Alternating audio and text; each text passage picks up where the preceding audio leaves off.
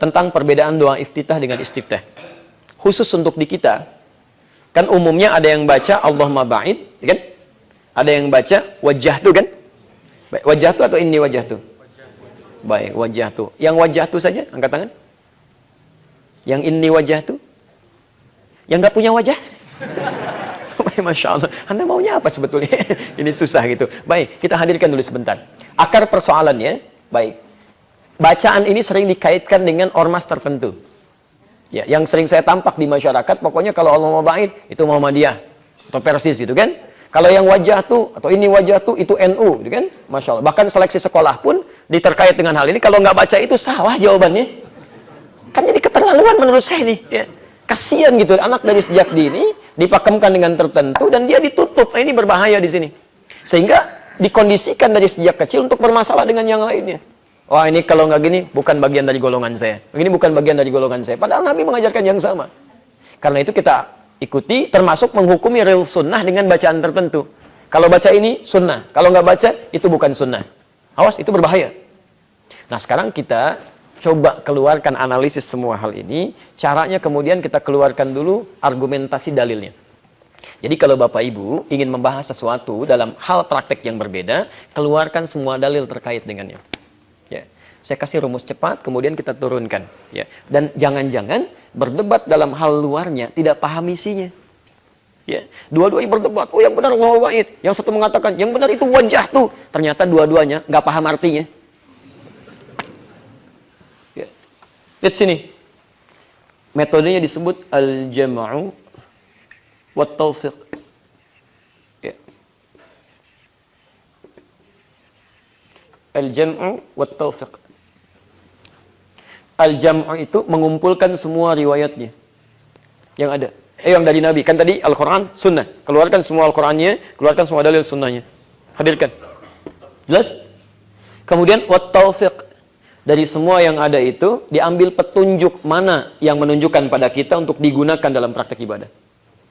Nah, sekarang ada persoalan tentang bacaan iftitah atau istiftah yang berbeda di masyarakat, khususnya yang Allahumma ba'id dengan yang wajjahtu. Ternyata ketika dikeluarkan, setidaknya ada 12 hadis tentang ini.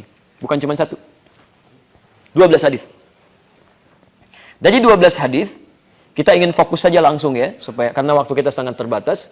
Kita langsung saja dari 12 hadis ini, ada praktek yang menggunakan Allahumma ba'id, kita turunkan Al-Bukhari nomor hadis 711 misalnya. Kemudian ada yang menggunakan wajah itu di hadis Muslim nomor hadis 1848. Dan saya waktu ke Indonesia, saya perhatikan wajah tunya ada yang pakai ini juga. Ini wajah tu. Itu memang ada di hadis Ibnu Majah. Ya, dari Jabir bin Abdullah nomor hadis 3221, termasuk di Abu Daud nomor hadis 2579.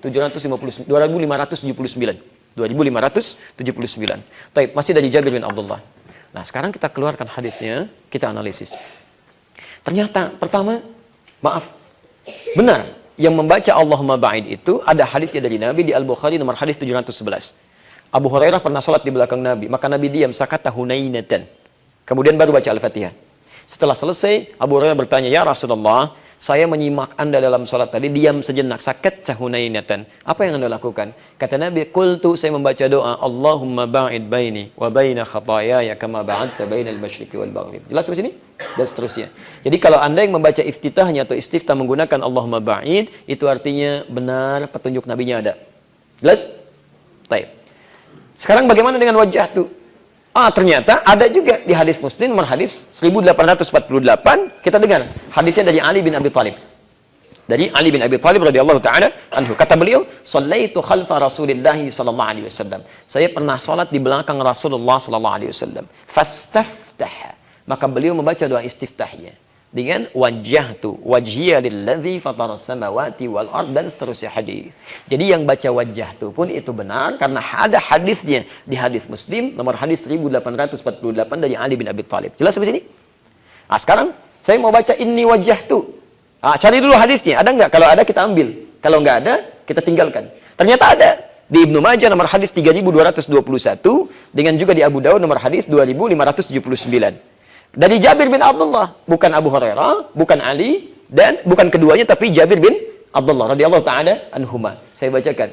Ra'aitu Rasulullah sallallahu alaihi wasallam. Saya sering kali melihat Rasulullah sallallahu alaihi wasallam hina yadhbah, fokus. Setiap kali akan menyembelih hewan kurban. Aqbalal qiblah, menghadapkan hewannya ke arah kiblat. Thumma qala, kemudian mengatakan, Allahumma hadza min Muhammad wa ali Muhammad wa ummat Muhammad. Ya Allah, mohon terima kurban ini dari Muhammad, keluarga besar Muhammad dan dari umat Muhammad. Izin ya, nanti kalau Idul Adha atau mau kurban, tolong ikuti tahapan sunnahnya, pahalanya banyak. Begitu dijatuhkan, hadapkan dulu ke kiblat hewannya. Setelah itu tujukan untuk siapa kurbannya. Ya Allah, kurban ini untuk si fulan. Thumma qala bismillah ya Allahu akbar. Kemudian katakan bismillah ya Allahu akbar, kemudian sembelih. Setelah itu belum selesai. Thumma qala, kemudian masih dalam menghadap kiblat. Entah yang menyembelihnya atau yang berkurbannya. Dia katakan langsung, inni wajjahtu wajhiya lilladzi fataras samawati wal arda, dan seterusnya hadis. Ternyata kalimat inni wajjahtu itu saya pernah teliti langsung di 1235 kitab hadis. Semuanya menunjuk pada prosesi penyembelihan hewan kurban atau proses lontar jumrah. Jadi tidak ada satupun kalimat inni wajjahtu yang menggunakan inni itu yang digunakan dalam sholat sebagai doa iftitah. Jadi yang baca inni wajjahtu itu bukan bacaan iftitah, itu bacaan saat menyembelih hewan kurban atau saat lontar jumrah. Jelas sampai sini? Baik, kalau Anda ingin bacakan dalam sholat, bacakan yang wajjahtu saja. Ustaz, tapi kan ada di Quran, surah Al-An'am ke-6, surah ayat ke-79.